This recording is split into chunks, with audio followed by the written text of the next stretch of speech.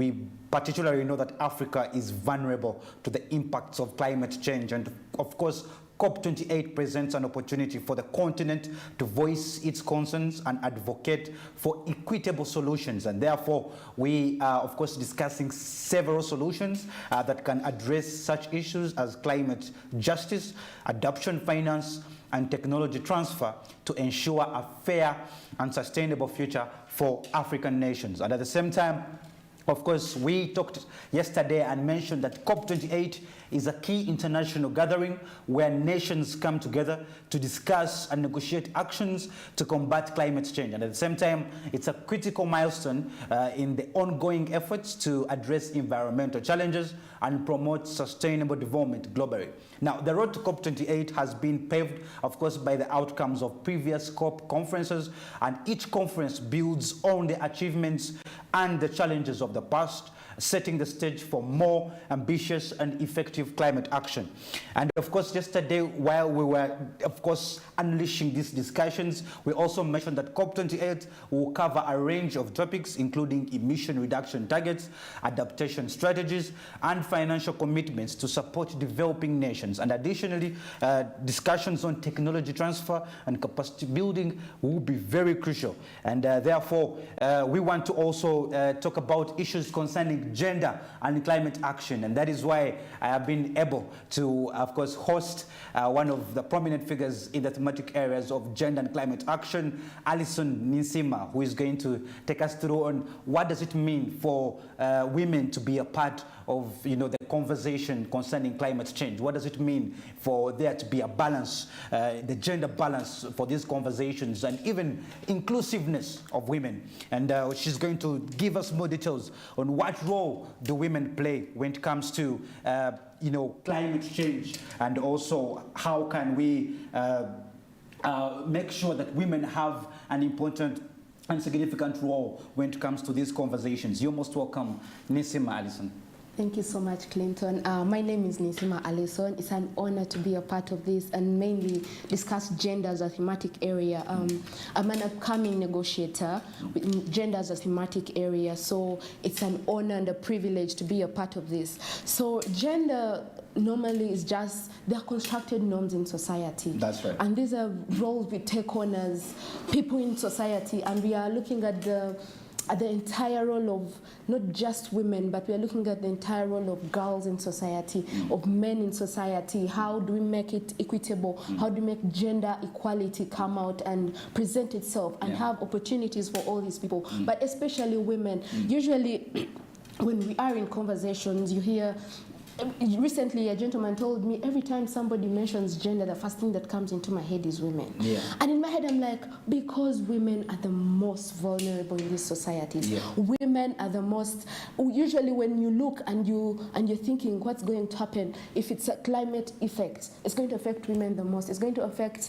they take up most of the populations in societies. So if we are talking about their role, it plays such a major role, be it in the agriculture sector, be it in the renewable space energy, be it in educating them. We need to ensure that they are educated and they're involved and they're taught in these areas. We look at, when you ask me a role, we look at women involved in communities, women involved in agriculture societies. That's right. We need women. Women feed people. You see, women feed children, women feed men, women feed everybody in society. Yeah. So if we need them to be a part of a solution that is for a greater good, we need to involve them. We need to teach them climate resilient practices. We need to ensure that they get to a point where they know that everything is in their hands, where they are empowered enough, be it teaching, but also funding. They need to get an understanding of these are the dangers if we cut down our trees and we are not able to plant others. That's right. It's going to affect our families, and it's going to create so much confusion in society. Yeah, and then also when we are looking at leadership in our communities, especially in the climate change department, we are looking at women need support in leadership. We need to be at the front, at the forefront, making decisions for our families, our communities, our governments, making decisions for everybody globally. We need to be able to be involved in making decisions. For example, with mitigation, we need to understand that women need to be involved. That's like the most thing I can say, especially when we are teaching them all these things. They need to understand the weight it carries, especially when we are talking about community involvement also. Education, when we are teaching our children, when we are telling them, if you litter a polythene, it's going to affect us in the next years, it's going to affect you. You will not be able to come up with the right plans to come with. Of course, I agree with you, Alison. Addressing gender and climate, of course, finance issues is very crucial in the context of COP28. And of course, this recognizes the interconnectedness of gender equality and effective climate action. And of course, we have seen how women, of course, are marginalized, especially in different communities. Women often bear the brunt of climate-related disasters and changes. Women are always faced with increasing risks due to social and economic inequalities as well. And of course, recognizing the need to address all these vulnerabilities is essential for building resilient communities. And that is why I think, to me, while we're at COP28, it is important that we, of course, look at opportunities for women in sectors like renewable energy. We need to look at opportunities for women in sectors like sustainable agriculture. We need to look for opportunities for women in sectors like green technology. Yes, and by doing that, then we are ensuring equal access to these opportunities. And by doing that, then we are ensuring that countries themselves, those that they have the nationally determined commitments, can then foster economic growth and development. And I think, to me, it is also important that even right from the Paris Agreement, it should be recognizing the importance of gender-responsive climate action. And to me, I think integrating gender considerations in COP28, to me, I think it will promote gender equality in the context of climate change, but at the same time, it will also give opportunity for women to be involved in decision making. And I think, to me, that's very important. It's important that women are included when policies are being made. It's important that they're included when decisions are being made, especially at such conferences like COP28 that we shall be looking forward to attend in a very few weeks from now. And of course, we know that this aligns with the global commitment, and we have to ensure that climate action benefits all. And I think the message is not to leave anyone behind. And so if the message is to leave no one behind, then I think, to me, it's important that women are included into these climate change conversations. And maybe just to quickly get something off your head, maybe, Alison, what do you think is the role of women as leaders? Because we have women who are leaders. If I'm to, for example, give an example, we have our commission, the climate change department at the Ministry of Water, who is a woman and she's a leader. So we want to understand, what can women who are leaders, what role do they play as a catalyst for climate action? What role do they play as leaders for climate action? Okay, we appreciate the opportunity to have spaces in these communities and take leadership also.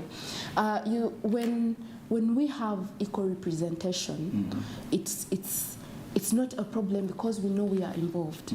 Now, as women, when we take leadership, we know we are able to influence policy decisions, especially address the vulnerable communities. We are able to look into the detail of how do we address these as women. We are equally represented.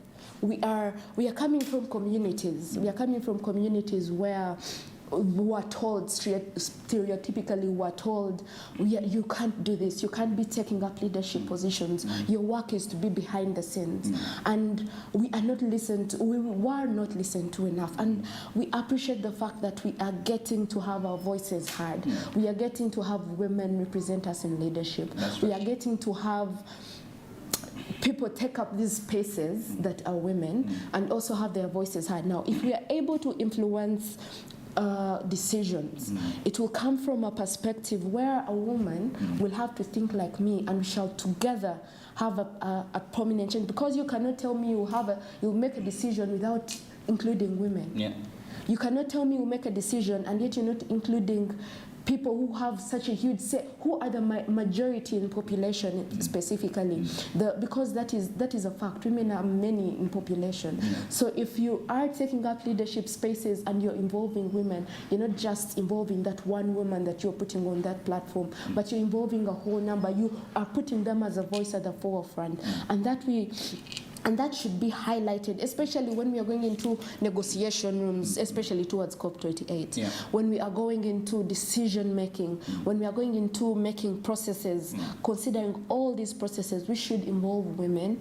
And it's vital to understand that they represent a big percentage of the population, not just themselves. They represent the children, they are representing girls, they are representing youth, they are representing big persons with disabilities, because this is part of it. It's an all-inclusive and equitable distribution. Absolutely, absolutely. And I think, to me, you have actually put it very well when you say that when we actually allocate resources to, of course, these gender-led women enterprises and all these women-led, of course, climate innovations and other vulnerable groups, to me, I think this approach helps us to address the unique challenges that women face. Yeah. Of course, challenges of limited access to financial resources, limited education, limited access to technology. All these challenges are being pushed and directed to women. And I think it's important that, as you said, when we are in the negotiation rooms at COP28, it is important that we address such challenges. And of course, Anita mentioned earlier that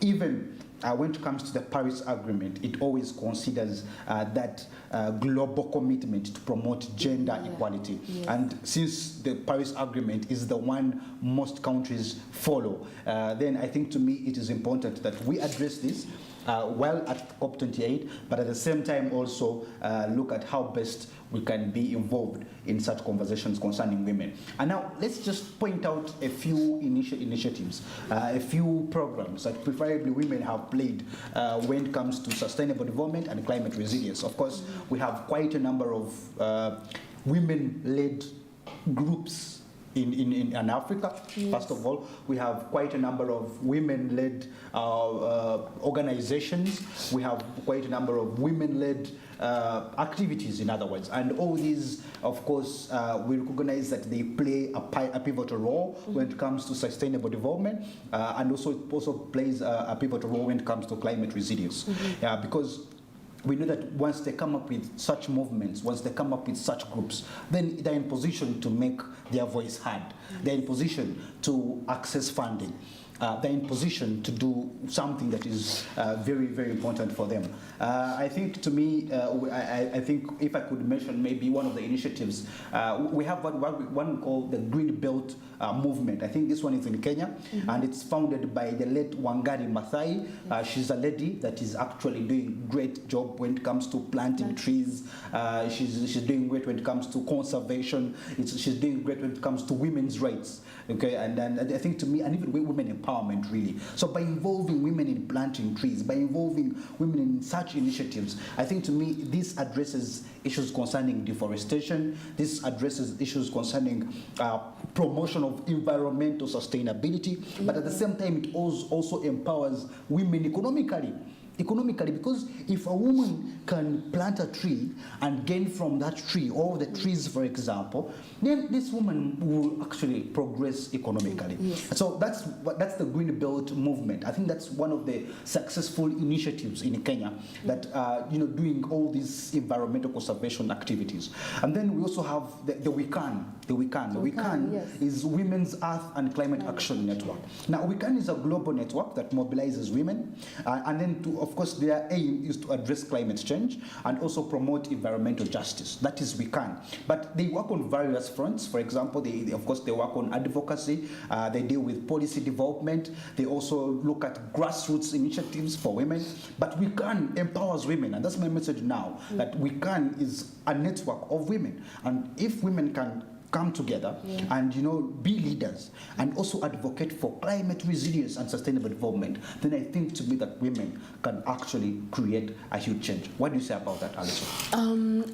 I absolutely agree, and it's so interesting that you mentioned the movement in Kenya for Maathai. So yesterday, I think the president declared it a National Tree Planting Day, and it was so interesting that people took this up so intentionally that everywhere Kenyans were planting trees. And it's not just planting trees, it's getting the ability, getting the wisdom to know that we even, besides just planting, we have to grow these trees for a better Kenya, so for a better Africa, for a better nation. And globally it's recommended, it's highly recommended. That's right. You mentioned the Paris Agreement. I remembered when the Lima Work Program was coming up at COP, it was on gender specifically because it was so highlighted, because this is involvement. This is empowering the different women-led groups, especially when they are gender responsive, when they have gender responsive mechanisms, gender responsive approaches. And how do we help them? How do they come up with these action plans? Now, the Lima Work Program came up with a gender action plan. They said, let's get gender action plans that are going to work 5 years in each country. And then we said, okay, together, how can we make sure these action plans fit into our national, into our indices? And then also, how do we make sure that each country has a focal point to represent them? That is not just us talking, it's us going onto ground and we get somebody to represent the gender thematic area in those countries and make sure our agenda goes ahead, and make sure we have, for instance, women in renewable energy in Kenya. How do we make sure that such women are inclusive? We have girls in climate change here in Uganda, and they are doing amazing work. It's not just talking about it, but it's actual involvement, actual participation, actively participating in this. We were talking about ensuring that there is equitable benefit sharing for countries, especially when it comes to gender responsive approaches, especially when it comes to a just transition on a low carbon economy. How do we make sure there is an equal benefit sharing? Women have to be a part of this. So we have women in renewable energy spaces in Kenya be a part of decisions like this. We have women involved in carbon markets be a part of this, because we need a low carbon emission.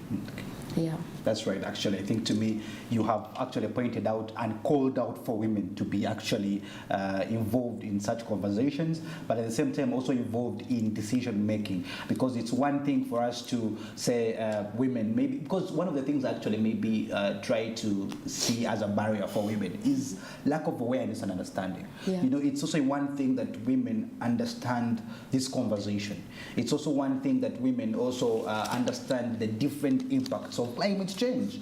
It's important that they are aware as women that they are going to be affected by different impacts of climate change. And if they can be aware of that, then this will of course lead to neglect of different gender perspectives in policy development. And I think to me that is very, very important. So I think talking about barriers, let's try and hit on that, Alison. Yes.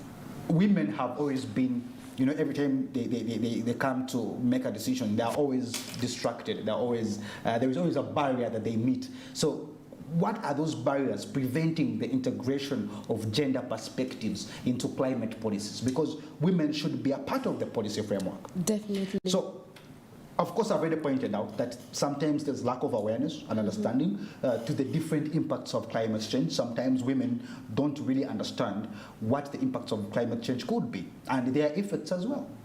So I think to me that is one. And I think even also when it comes to inadequate research, some women don't actually make research. I think that is also being a barrier to women being part of these conversations. I think, of course, you will disagree with me, but some women, of course, do not have that data on climate impacts, and therefore that limited research on specific vulnerabilities help, of course, may result in overlooking the gender dynamics. I think to me that should be what I could say, that if these women don't have data concerning the climate impacts, then I really think that they would be vulnerable to the gender dynamics. And I think to me that is one of the barriers that is also affecting women from being part of climate policies and even integrating them into these decisions. And I think to me, yes, even lack of representation and participation. Yeah, some women don't actually participate because if we have limited representation of women who are willing to take the leadership role, women who are willing to say, let's take charge of this, I think to me that will be a very big limitation, because if we have limited representation of women in decision-making bodies, especially, even at COP, they should be part of the working groups. If it is adaptation, loss and damage, we should see women there. We should have women part of those working groups trying to make their say, their voice heard.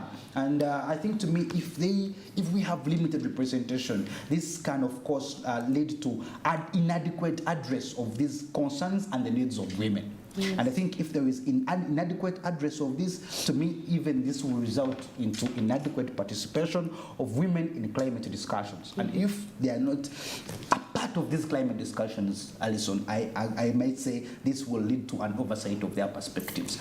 People won't believe in what they have to say. So I think to me, Alison, there should be, of course, there are so many challenges, there are so many barriers as to why women up to now are not involved in these discussions. But I think to me those could be some of the forefront barriers. I don't know if there are any that you could share with us. I should say when you mentioned women do not have access to this information, it just triggered me a little bit because I'm just thinking about how much effort is our maybe governments, how much effort are we as individuals who know this, who have this information, making and ensuring that all women have access to this information, not just women. Yes.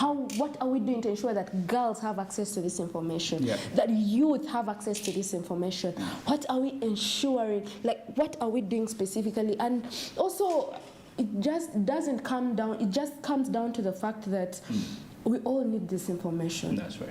It's not just women, but especially women. How do we teach them the dangers that come with the impacts of climate change? How do we help them cope up? How do we help them not just be there, but know how to have a just transition?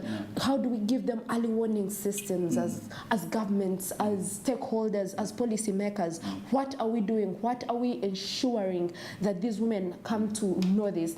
So one of the barriers that women are facing that you mentioned is less representation, especially in decision making and leadership roles within the climate policy, within the climate related policies. When we come to climate related policies, we are looking at how do we ensure women have a say on this? That's right. How do we ensure women know what just transition is?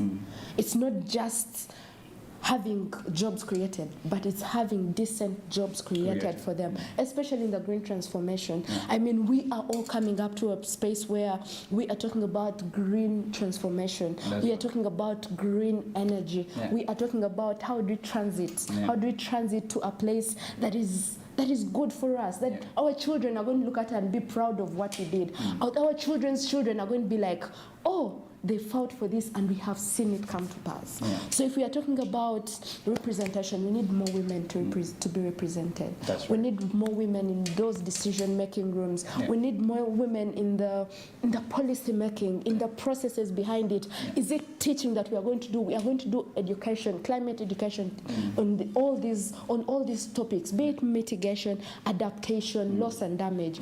Then also one thing maybe that is a really big barrier is stereotypes. We have a lot of stereotypes, societal norms, societal stereotypes. We conform to these stereotypes so much that even when we are sending our children to school, we are saying, go, you are a woman, but in case you do not get school fees, your brother is going to stay at school. That's right. And you will not be able to go to school. That is true. And if we are fighting dangers of the impacts of climate change, the impacts that come with climate change, how are we going to have women and girls involved if we are not letting them go to school? Yeah. We are facing stereotypes from our forefathers. Recently I was in Tungamo, and the situation was bad. So the gentleman, this lady is going to school, and the father says, no, you cannot go to school because your brother has to go to school first. That's right.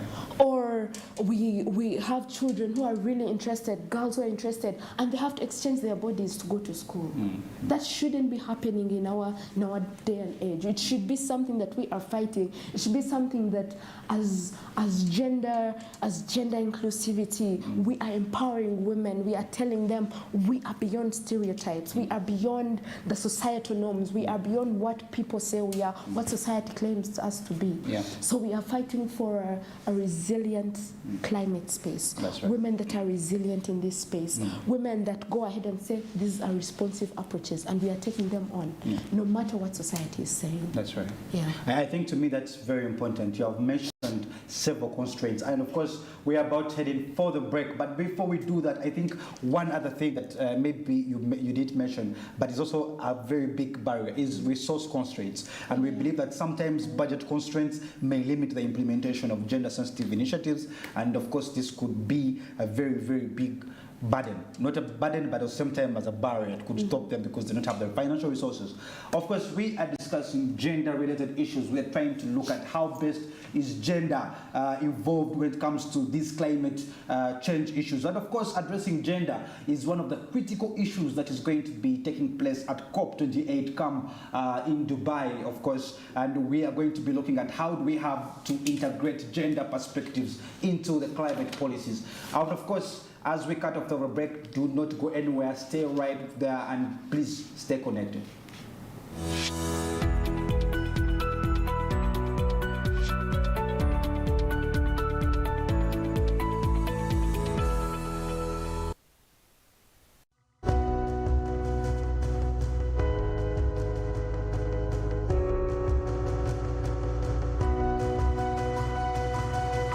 Smart 24, driving business.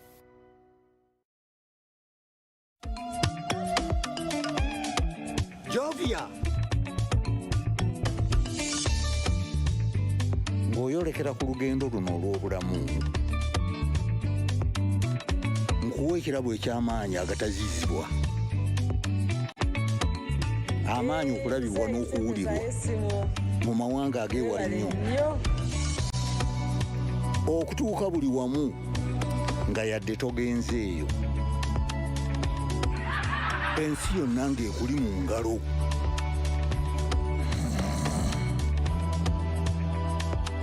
Okutambula mu biseera n'okumanya buli kimu ekirina okumanyibwa.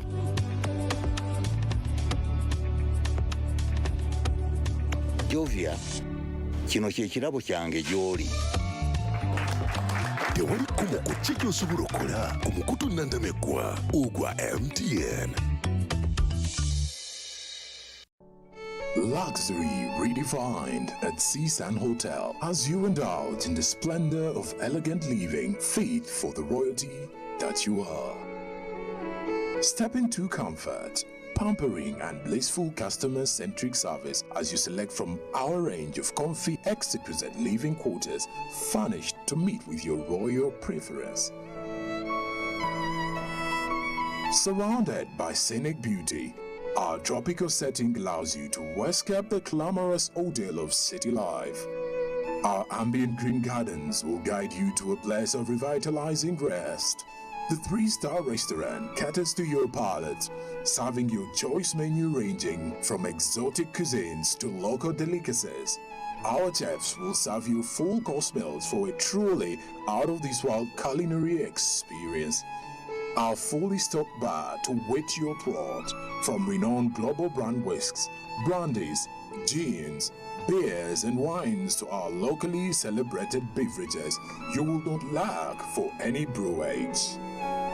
It's an all-new experience in the East at Seasand Hotel. So visit today at Plot 15 to 19 Spire Road, Ginger, or contact us on +256 751 719 960 and +256 785 354 614 for reservations. Seasand Hotels, luxury redefined.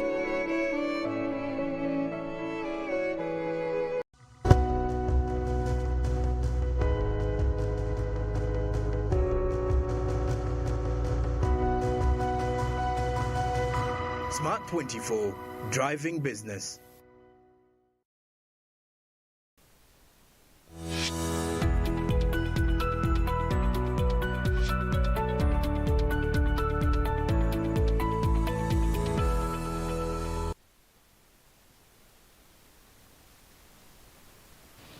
Welcome back from that short commercial break, and of course we had just gone to stretch a bit, and then we come back to our invaluable conversation as we look at how do we integrate gender perspectives into climate policies. It is very important that women are part and parcel of all these decisions. They should be a part of these activities. They should understand the conversation, the climate change conversation. And I think, to me, if they are able to do this and also, importantly, participate in all these climate change discussions. For example, we are hoping that women, of course, different women leaders from different nations will be part of COP28, and we believe that, I think this will be another thematic area that will be crucial at COP28. And of course, before we left for the break, we discussed quite a number of barriers that limit women from, and not only women, but limit the integration of gender perspectives into climate policies.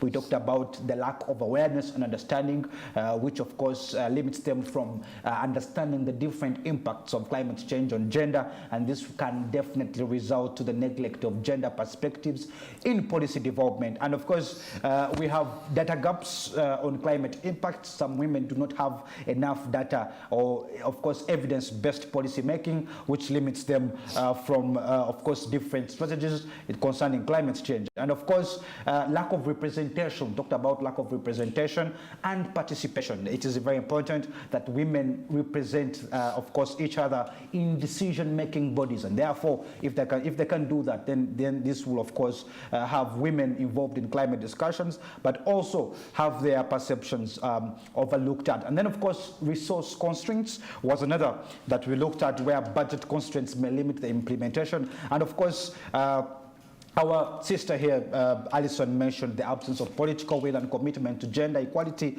which is very important for women to be involved in all these climate policies. So as we continue with our program today, we want to understand those programs that empower women in climate science, in technology, and also policy making. Are there programs, specific programs, Alison, that you can think of that basically empower women? Those programs that make women understand, of course, the importance of being a part of climate, of course, discussions? Definitely. So we have a number of them. Yeah. What I can say, we have women in agriculture. Yeah. We have women in agriculture that focuses on ensuring, it's not just ensuring that the plants are grown. No, it's the whole idea of how do we make sure we have a climate resilient agriculture policy. Yeah. How do we ensure that our agriculture systems are approachable and they are convenient for all? And also, how do we make sure that we are able to sustain them? How are they sustainable? Then we have women and gender constituency. Yeah. This is globally, this is internationally, and they have come out to say, let's look at how we can improve women in the gender space and also make sure that they understand climate change from the grassroots. How do we reach out to the grassroots, to the women in the rural areas, to the women who have nothing for themselves? Yeah. How do we make sure that we have a team that goes on ground and gets all this information for us? Yeah. Then we have women in climate action. We had talked about that. We have women in renewable energy. Yeah. That that is also one thing we are tapping into, renewable energy, and we are not just saying we want clean energy, we want renewable energy, but we are asking for a just transition into renewable energy. If we are getting solar systems, how are we as women in our communities, in our countries, especially as Uganda, how are we making sure that we are getting just transition? That's right. It's not just we are coming from electricity, we want clean energy. No, we want a just transition. We want a transition that is just for all, that is inclusive for all, and equitable for all. That's right. Yes, then maybe one of the key programs that the Lima Work Program focused on at COP28 was coming up with gender responsive action plans. Gender responsive action plans in these spaces where we have women included, but just not included, but have them have a word in this. Have them take on action plans that look at science and technology, that have them involved in science and technology.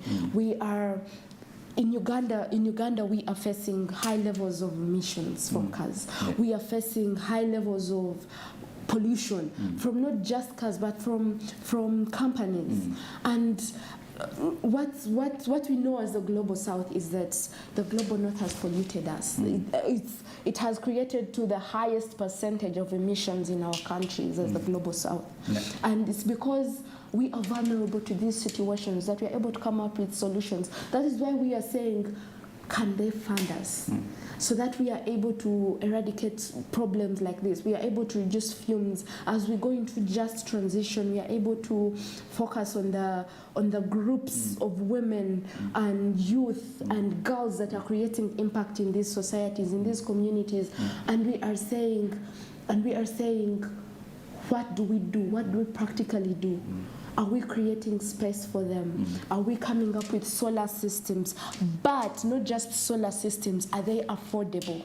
Are we fighting for renewable energy that is affordable in these communities? That's right. We are facing a high level. We are actually, one thing that disturbs me most is we are talking about clean energy, but how affordable is it for our communities? How affordable is it for just a normal Ugandan to say, okay, let's do solar systems? It's not affordable. It's literally, it's like you're giving us things that we cannot manage. You are giving us solutions that we cannot manage. I'm sure when we address one small impact of climate, we are able to address a number of them. We are able to say, let's plant trees that contribute towards renewable energy. That's right. And also one other thing maybe that we should focus on, we are looking at loss and damage. Loss and damage has been a hit up. It has been a major topic. We are talking about loss and damage fund. How do we adapt? How do we mitigate it into early warning systems?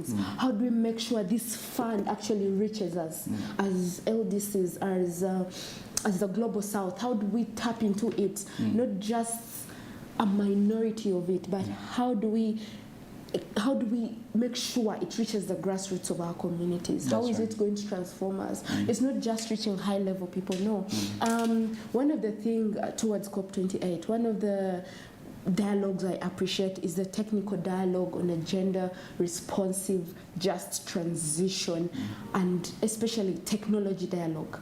We are talking about how do we just transition, but how is it gender-responsive?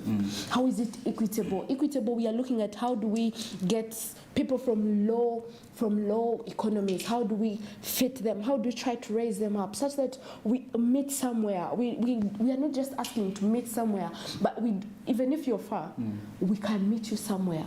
We can say, oh, this is where you are, let's see how we can meet you there, such that we are equitable, we are growing together. So how do we make sure that the conversations we have, even with our stakeholders, even with our policy makers, how do we make sure that we are making them equitable for all of us and all inclusive? Absolutely, I agree with you 100%, Alison, when you, of course, talk about inclusiveness. And of course, you emphasized more on women in renewable energy. I like that because there is actually a platform called WIRE. WIRE is Women in Renewable Energy. And of course, this is a network that supports different women from different countries working in the renewable energy sector. And of course, we have, I think even Uganda is part of this. And while not exclusively focused on climate science, but it also plays a significant role in promoting women's participation in the broader context of sustainable energy. And of course, we also have what we call the Global Women's Climate Justice Day of Action. I think you also talked about that. It's organized annually on International Women's Day, which is on March 8th. And this event focuses on the intersection of gender and climate justice. And it encourages women to participate in climate action and advocate for policies that consider gender equality. And of course, we have another program that we call the Women in Climate Change Science Initiative. And this one is a global initiative that seeks to amplify the voices of women in climate change science. And it provides a platform for networking, mentorship, and of course, collaboration among women researchers and policymakers plus practitioners. So I think to me, we have quite a number of women groups, and we have quite a number of women networks and associations that can help to promote, the women participation. Because you see, Alison, it is one thing for us to be a part of the discussions, but it's also another thing for us to be actively participating. You see, it is very important for us to actively participate. Now, for example, you personally want to attend COP28, and that is the enthusiasm that you have. That is the energy that you have. That is the activeness I'm talking about. The need to be there. They need to be a part of these conversations. They need to be a part of these decisions making, because these are conferences that are organized to make decisions.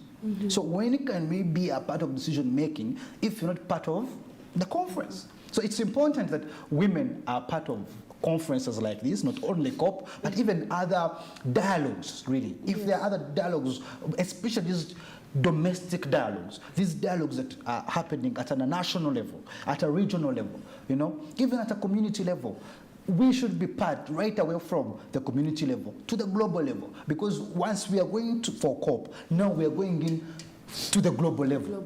You want to make decisions at a global level. So I think, to me, women participation in climate action will very much advocate for policies that consider gender equality. I think that one you must agree with me. That if they participate actively, then we should see them advocate for, of course, gender equality. Now, I wanted to just run something by you, Alison, and this is something concerning capacity building. Now, we know that capacity building is something that it's a stepping stone towards developing and helping women understand the climate change discussion. Now, we want to just understand what is the need for capacity building initiatives. What do you think that when it comes to capacity building? I just want to understand something small, Alison. That do you think that once we have capacity building programs, then that will ensure equal participation? Will that ensure equal representation? Will that have women in decision-making processes? So I think capacity building also carries a bit of muscle when it comes to women participation in climate action. I think capacity building is something, it's actually a separate thematic area that is discussed at a global level, especially at COP conferences. And I think, to me, capacity building should be even also given so much attention, especially when directed to women. What do you think, Alison? Definitely. First of all, capacity building as a standalone on its own, just like gender, is given much importance because it's needed, so needed that even the youth that are getting into this space, even the children that are getting into this space, even the adults that are getting into this space need capacity building. That's right. It's the only way we can be able to sensitize people, especially when we are talking about the importance of capacity building. We are looking at empowering marginalized communities. That's right. We are looking at empowering marginalized groups. People, marginalized groups, they include so many. It's such a big context. But we are talking about how we can empower them to get the skill, to get the knowledge, and to be able to understand what climate change is. It's all about, yeah. If we are talking about mitigation, we need people to understand how we are mitigating it. We need everybody, women, children, we need them to understand that we are getting into a space of mitigation, but also we are saying this is how we do it. This is how we can do it. Yep. What do you think we can do to do this? Yep. How do you think we can adapt to the impacts of climate change? We are looking at landslides in our own country. We are looking at flooding in our own country. How do we make sure that we are addressing these problems from the grassroots? Yeah. Then another thing maybe is enhancing our skills and expertise. We need expertise in these areas. That's Yeah. capacity building. That We is need true. absolute expertise, not just knowing about it, Yeah. but the grassroots. How do we make sure this reaches our children? Is it skills that they need? We are looking at climate change education. We are looking at climate change actions that involve these children, and how do we teach them such that they're also engaged, they feel a part of it, they are able to participate. You know, when I come and I just give you solutions to something, it does not work that way. That's right. There's a saying that talks about a fish. If you want somebody to know to fight something or to make it sustainable, you have to be able to teach them how to fish. Don't just give them fish. Exactly. We don't want just fish. We don't want just solutions. We want to be a part of these solutions. And this is why we are talking about skilling, providing a skill set for children and everybody. Then also overcoming educational barriers. Yeah. Yeah. Overcoming educational barriers is such a huge topic in our country, in our community, because I mean we need to ensure a wider pool of people being a part of this. We need to cover gaps in our systems, in our background. How do we cover gaps like insufficiency of education to climate change? Yep. What are we struggling with? Exactly. Climate change. We need to cover it. We need to focus on it and also fight it, basically. Then maybe when it comes to capacity building, we are looking at building networks and collaboration.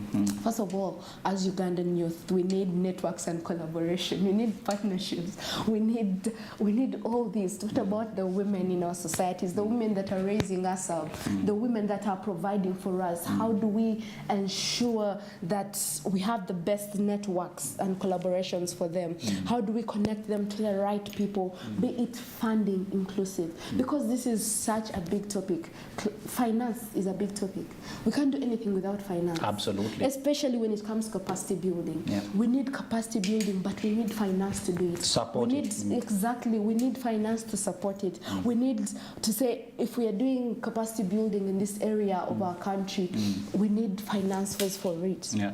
Who are the right people to talk to? Yeah. Who are the policy makers? Who are the stakeholders? Which people can we collaborate with? Yeah. Which people can we network with and put this out there? Yeah. If we are putting it on our social media platforms, because these are big areas that help us do sensitization, especially when it comes to capacity building. Yeah. These are the ways we are able to communicate to all communities, to people out there, to the women in marginalized communities. Yeah. These are things that we are advocating for. We are talking about digitalization. How are we going to make sure that digitalization reaches the people at the grassroots?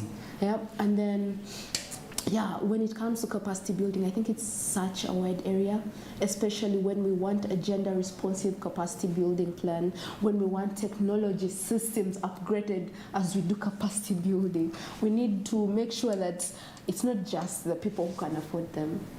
It's not just the people at the top, at high-level discussions that can afford them. It's the woman back in my hometown who is saying, I need to plant, but how do I make sure my plants don't die?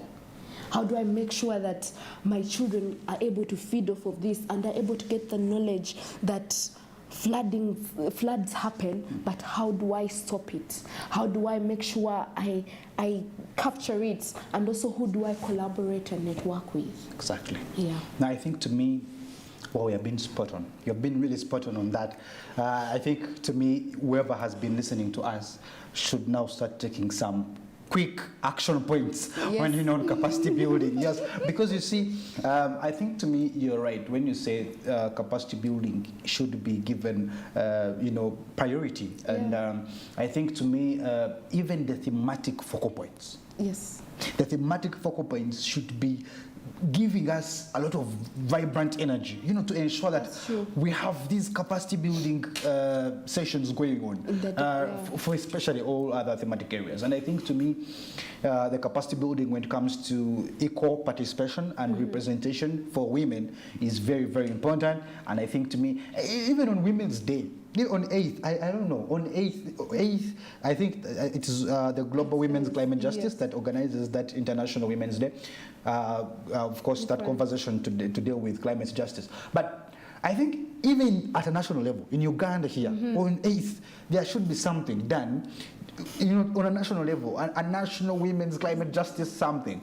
But for women, I'm just saying because this is something that can actually get women in Uganda specifically, if I'm to narrow it down, for women to actively participate. Because if on that day women are just saying, it's time for men to cook, it's time for what? No, but it's not time for men to cook. It's time for women to be a part of what? A part of their children's yes, family. a part of different decisions. So I think to me there is quite a lot that can be done. So we shall be going for a very short break. We shall be back shortly to look at climate finance and what does it mean for us to have increased financial support for green projects and initiatives. We shall be back with an exciting segment about climate finance. I'll see you shortly.